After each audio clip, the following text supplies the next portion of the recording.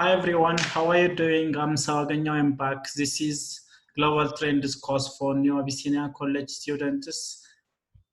Last time we started chapter 3 and we saw about international political economics. We defined international political economics as a decision on the roles of the state and the private sector on the management of the economy.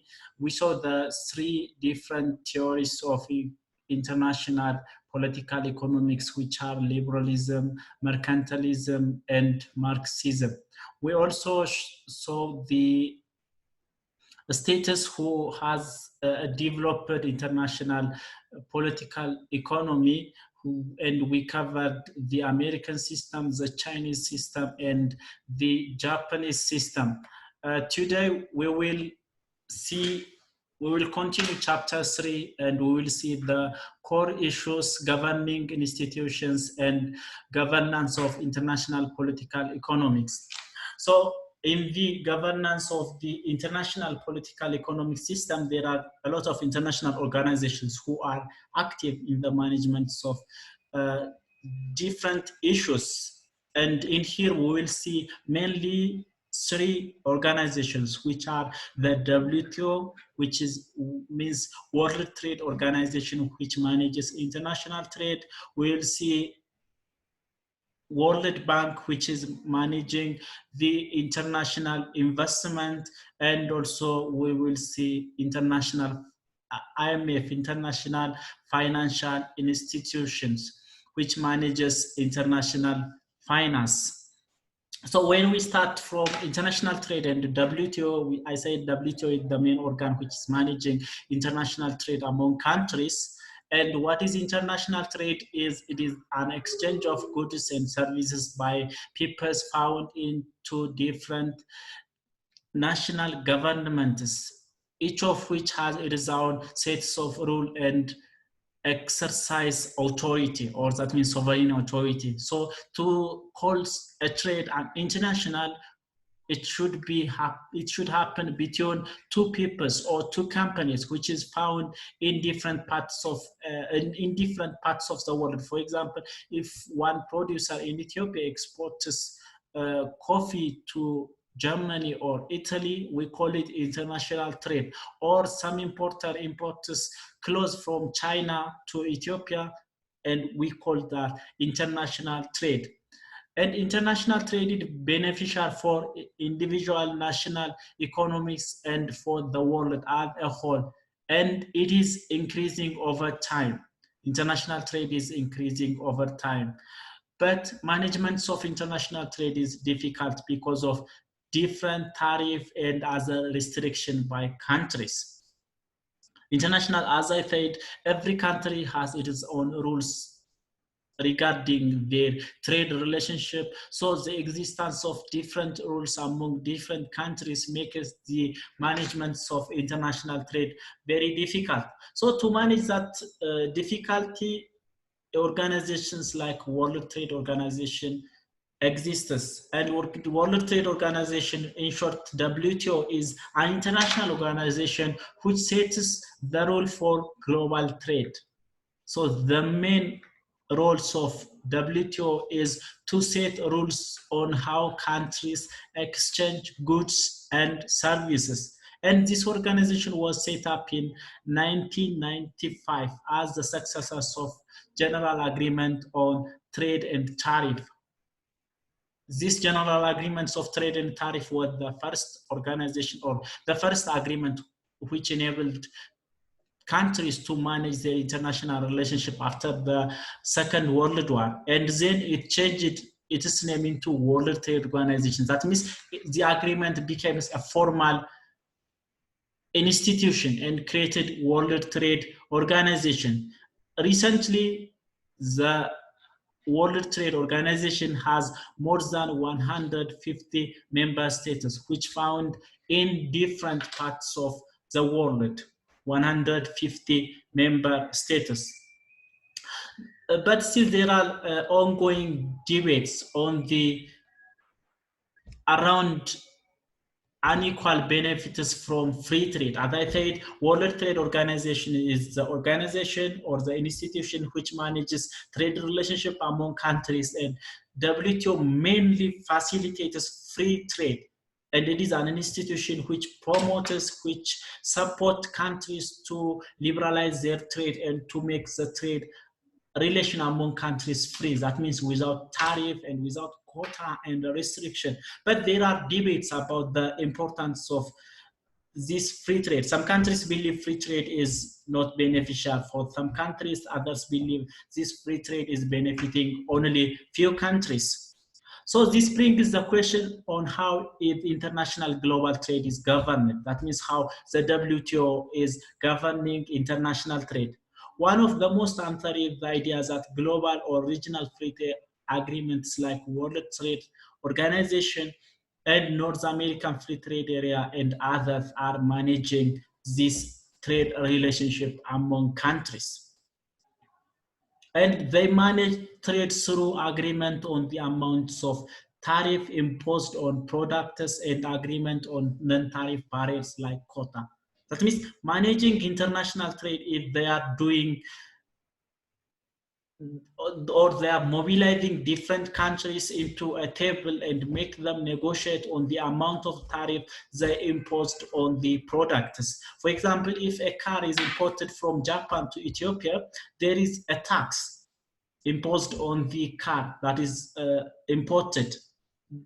That tax is called tariff. And what this WTO do is bring together Japan and Ethiopia and other countries and make them negotiate on the amount of tariff and try to minimize that amount of tariff. In addition, they help us countries to make an agreement on non-tariff barriers like quota, or we call it quantitative restriction. So WTO works to minimize those restrictions. In addition to WTO, there are regional trade agreements like North American Trade Agreement, and if you hear, there is COMESA, Common Market for Eastern and Southern Africa, there is European Union, and there are a lot of these free trade agreements in the world. But from all of them, WTO is the biggest, or an institution which is a world-based. The other issue in the international political economics is international investment. So first we saw international trade, now we will see international investment. And international investment, it is mainly an issue of World Bank. An issue of World Bank. And World Bank was created in 1945. That means after the Second World War, after the countries finished Second World War, it is an institution that happened after that. And its activities are focused on the developing countries. So World Bank mainly works with developing countries. How it works with developing countries is by providing loan and grant to the member countries. Like any bank you see in Ethiopia, World Bank gives loan for countries, especially for developing countries. So in this way, it exercises enormous influence on the economic policies of developing countries. When they give loan, they are not giving it for free. They influence the policies of developing countries. They tell developing countries to adjust their policy in some specific way, and when they adjust their policy, they extend loan for these countries. And it is the main issue. World Bank is being criticized for setting the economic agenda of poor nations. That means World Bank is setting the agenda on how you run your economy, and they attach string conditions to its loan and force free market reforms. As we see in the World Trade Organization case, they promote free trade. In this case too, in the World Bank case too, they promote free flow of investment and free flow of goods and services. And there is international or transnational global production, which is a foreign direct investment is a type of production in which different parts of the overall product process for a particular product takes place across different national territories.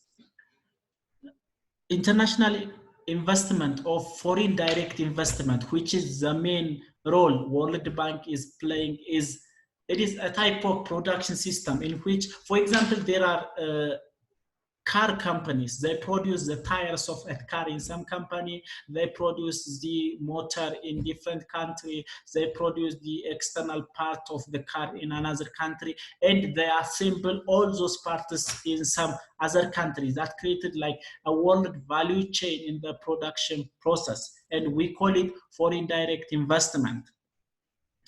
For example, if an American company comes to Ethiopia and produce some other product or produce some product, anything, we call that foreign direct investment. And World Bank works to promote these types of investment. For example, to produce one car, it might take as much as 10 countries in the production process. Today, transnational production network are immensely more complex and larger in scale and scope than any other time in history. There is no product which is produced by a single country. There are only few products. Most of the products you see are produced in different countries. If you take the clothes you are wearing, it is produced in different country and assembled in one place, and we call it this foreign direct investment or international production, international value chains of production. So it is because of the drastic this increase in transnational production or foreign direct investment is because of drastic decrease in transportation and communication cost, which make transactional production much more economically efficient, which makes it easier and more profitable to build integrated production systems across borders. So why companies produce their product in different parts of the world is, it is because it is simple to transport those products and assemble them in some specific place. For example, if you take the plane, any plane Ethiopian Airlines is using, they are produced in a very different parts of the world and get assembled in the US. They produce some of the parts in China, they produce some parts of the plane in Japan, some parts of the plane in Brazil. Then they collect all those parts and assemble in US, and they sell the product as made in United States. So this is the new normals of production in the world system. And this results a rise of efficiency seeking foreign direct investment in the world. So this transboundary production increased foreign direct investment in the world. While investment and the development process in general is in the developing country is predominantly governed by the interactions of multinational companies, investment and development process in developing country, on the other hand, are directly or indirectly governed by World Bank. So when companies, the way these companies invest in another country is dependent on the support from World Bank. So World Bank influences developing countries to make their market open for those investors. And World Bank had high impact on development of Europe after World War II. But when it started operation, as I said, in 1945, it started by helping the rebuilding of Europe, starting from France. Europe was devastated by the Second World War, and the World Bank helped the European countries to rebuild their countries.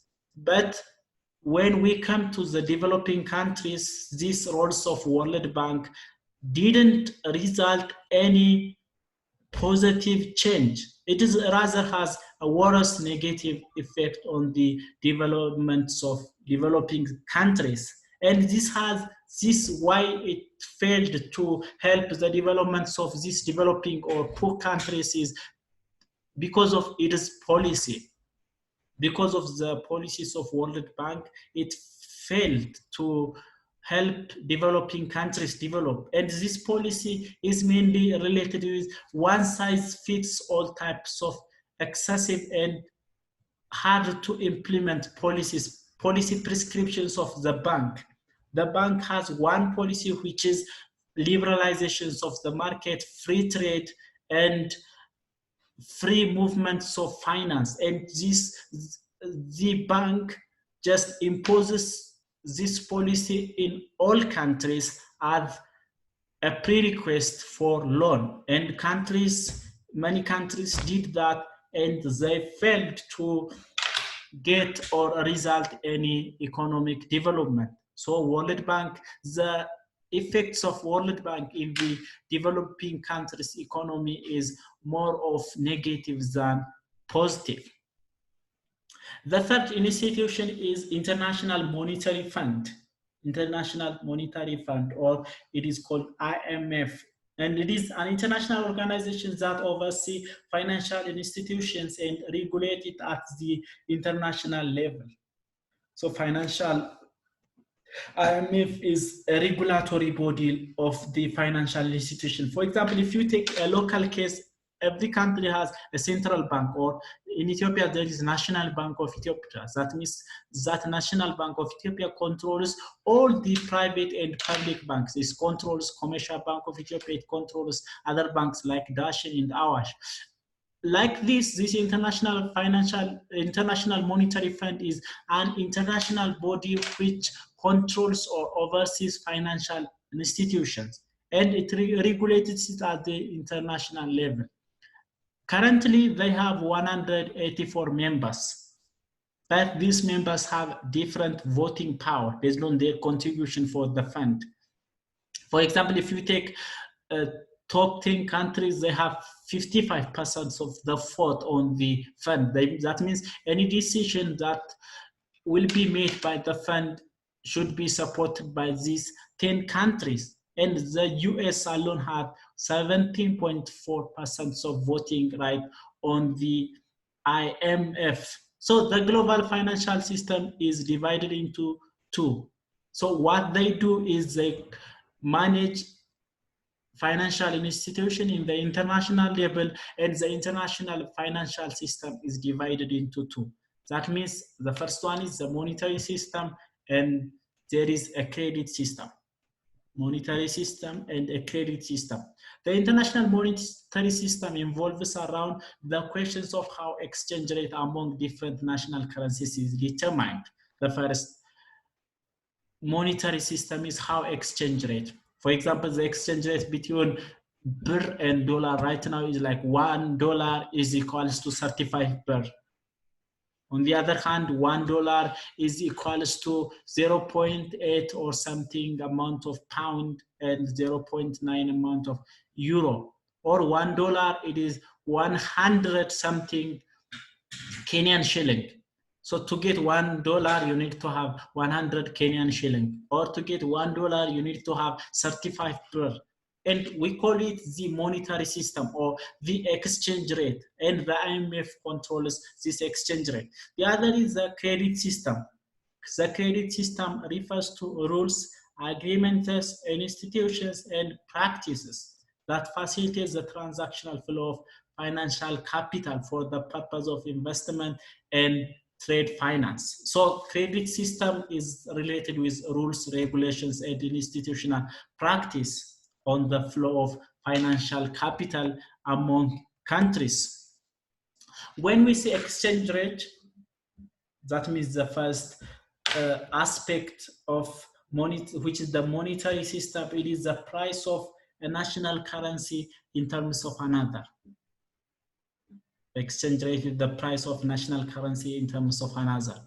For example, in June 2020, rate, the US dollar or $1 is equals to 34.5 Ethiopian birr, while one British pound was 1.2 US dollar.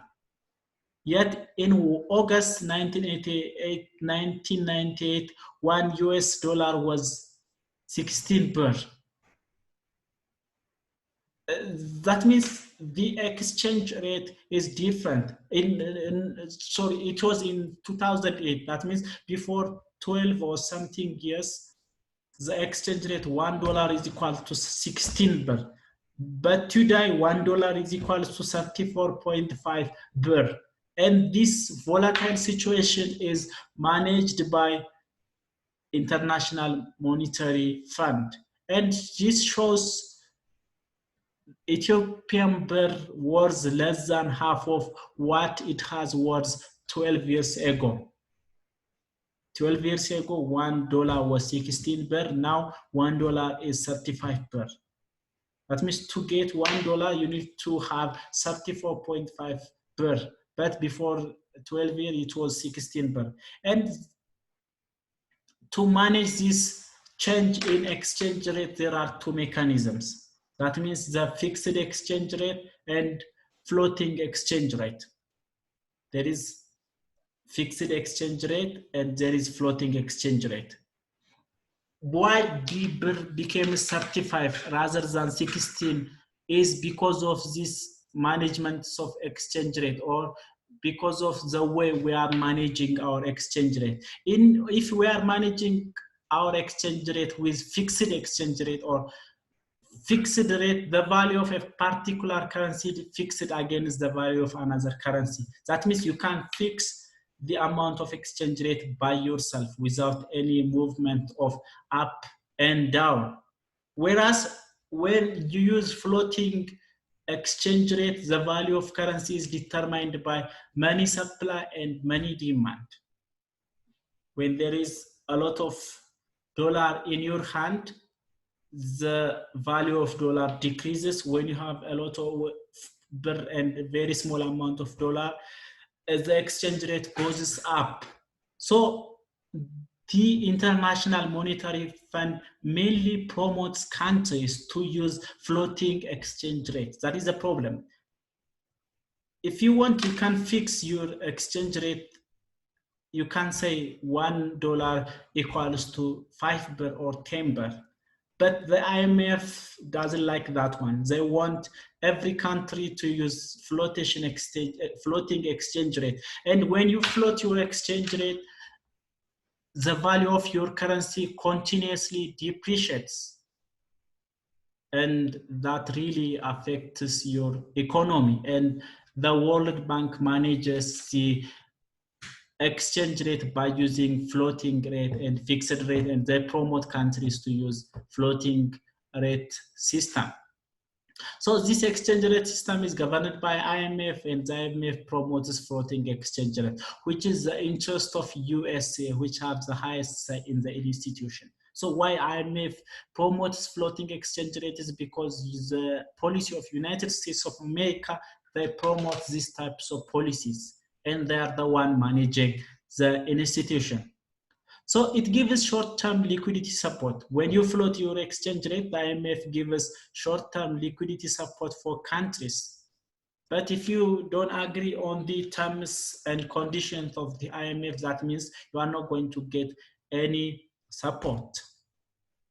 So they control, or the developed world controls the developing countries like Ethiopia by using IMF, World Bank, and World Trade Organization. They want countries to liberalize their currency. They want countries to liberalize their investment and liberalize their trade. And this is called the Washington Consensus, or the policy promoted by the US. So when we summarize the total chapter, we discussed the meaning and the natures of international political economics, and it is about how the political and the economic systems of a country is integrated and managed. Secondly, we saw the policies of, or theory perspectives of international politics. We saw mercantilism, which promotes self-fulfillment in the economy and a restriction on the import. And we saw liberalism, which promotes free market, free trade, free investment, and free flows of capital. We saw also Marxism, structuralism, and hegemonic stability theory. Third, it surveyed the most influential national political economics of the world. We saw the political economic systems of US, Germany, and Japan. And finally, we saw the core issues. We saw international trade. It is exchange of goods between countries, and it is mainly managed by World Trade Organization and other regional trade agreements. We saw international investment, which is mainly managed or influenced by World Bank. Most of the levels of investment for many developing countries is affected by how much support World Bank is extended for those countries. And we also saw international finance, how the international finance is managed by the International Monetary Fund. And there are two types of exchange determination, floating rate and fixed rate. The IMF promotes a floating rate, and when we use a floating exchange rate, they give liquidity support or financial support for countries. Whereas if you don't agree on the terms and conditions, they don't give any support. So countries need to understand all these organizations and their motives, their interests, and adjust our need based on that. Thank you very much. This is all about chapter 2. Next time, chapter 3. Next time, we will start chapter 4. Thank you.